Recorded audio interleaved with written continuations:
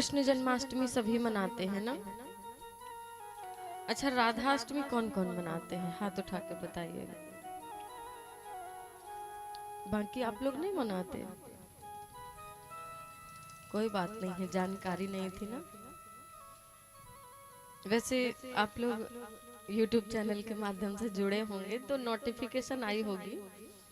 इस बार मैंने जो वीडियो डाला उसमें से कम 400 लोगों ने पहली बार इस बार राधाष्टमी मनाया, और मेरे पास सबने मैसेज भी किया कि हमने मनाया है, पहली बार हमने मनाया है।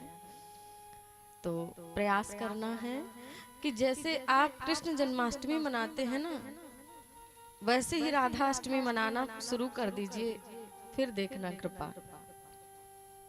भगवान अपने जन्मोत्सव में जो कुछ खर्च करो आप तो उतने ज्यादा प्रसन्न नहीं होते, लेकिन भगवान कृष्ण की आह्लादनी शक्ति है।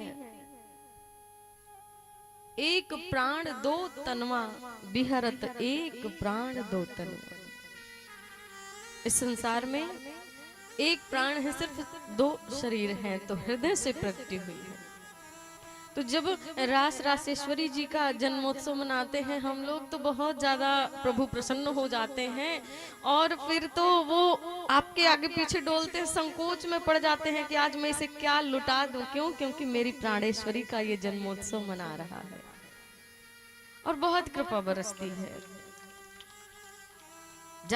बहुत ज्यादा खर्च करने की आवश्यकता नहीं है। आपके घर में लड्डू गोपाल जी तो रहते ही हैं सबके यहाँ,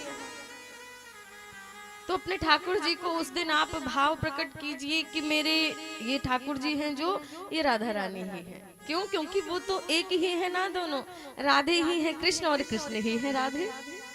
तो उस दिन वो भाव आपका आना चाहिए कि मेरी राधा रानी है, और उस समय अभिषेक कीजिए। राधा रानी का वैसे प्रथम अभिषेक सुबह ब्रह्म मुहूर्त 4 बजे होता है, लेकिन आप लोग गृहस्थ आश्रम से जुड़े हैं तो मैं नहीं कहूंगी 4 बजे करो।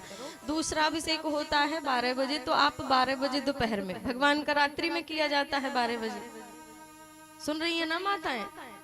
ध्यान से सुनना है।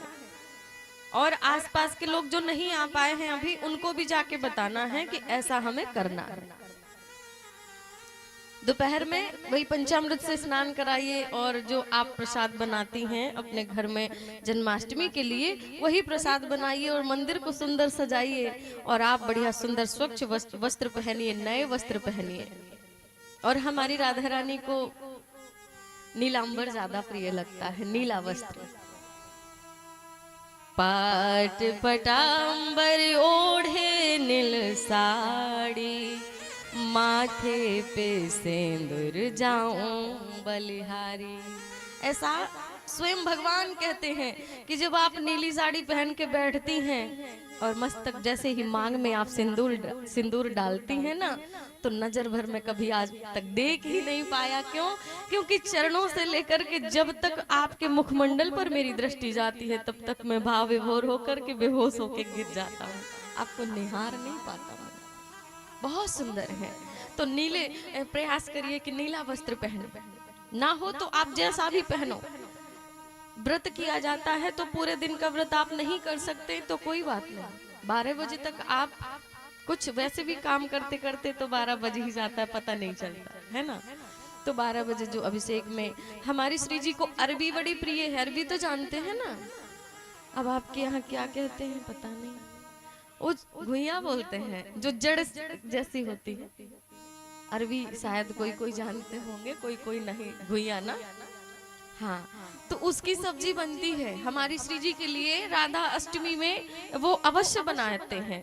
क्यों? क्योंकि हमसे हमारे ब्रज के एक संत ने बताया, हमें भी जानकारी नहीं थी, कहीं से मिली कि बेटा रोज परिक्रमा करती हो, राधाष्टमी करती हो? मैंने कहा नहीं महाराज जी, पता नहीं है कैसे करते हैं, वृंदावन में रह करके भी पता नहीं।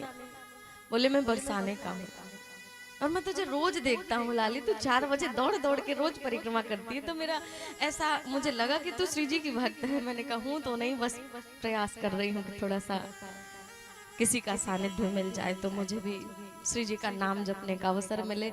उन्होंने बताया कि ऐसे ऐसे करना, उसके बाद तो मैंने बहुत महाराज जी को ढूंढा, अच्छा नाम नहीं बताया कि मेरा क्या नाम है, बरसाने भी जाती हूँ, वहां भी खोजती हूँ, पर वो मिले नहीं। तो मैं तो यही सोचती हूँ कि श्री जी ने अपने किसी सखी को भेजा कि जाओ और जाकर के बताओ, तो इसके माध्यम से हजारों लोगों तक ये बात पहुंचेगी।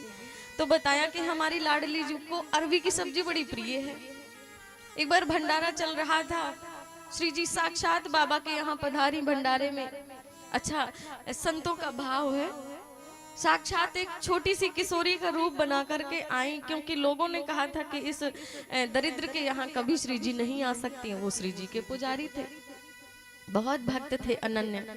उन्होंने कहा कि श्री जी, मैं धन से तो बहुत कमजोर हूँ, लोगों ने कहा तू मांग मांग के भंडारा कर रहा है तो तेरे यहाँ श्री जी नहीं आएंगे, लेकिन किसी के यहाँ से दाल, किसी के यहाँ से चावल, कहीं से आटा, कहीं से अरबी, पर जो भी है मेरा भाव है, मैंने अपने हाथों से बनाया है और यहाँ बरसाने के समस्त संतों को पवाना चाहता हूँ, लेकिन लाडली जब तक ना आएगी तब तक किसी को नहीं खिलाऊंगा।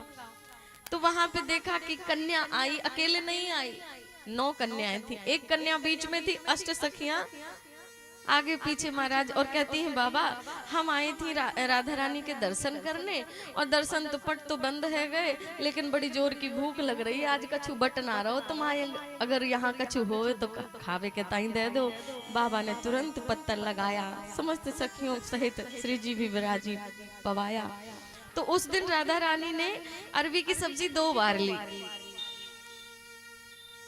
राधाष्टमी का दिन था, अरबी की सब्जी 2 बार ली, और जब बाबा जी को पता चला कि कोई और नहीं मेरी लाडली आई थी, तब से बताया सबको कि मेरी लाडली जो को अरबी की सब्जी प्रिय लगी, क्योंकि 2 बार लिया है उन्होंने, तो उसका भोग लगता है। बाकी आप सब कुछ बनाइए, जो भी आपके हृदय से लगे कि मेरी श्यामा जी को ये बना दूं, वो बना दूं, सब कुछ बना के पवाइए, और जो भोग लगाइए वो 1 बार पाइए।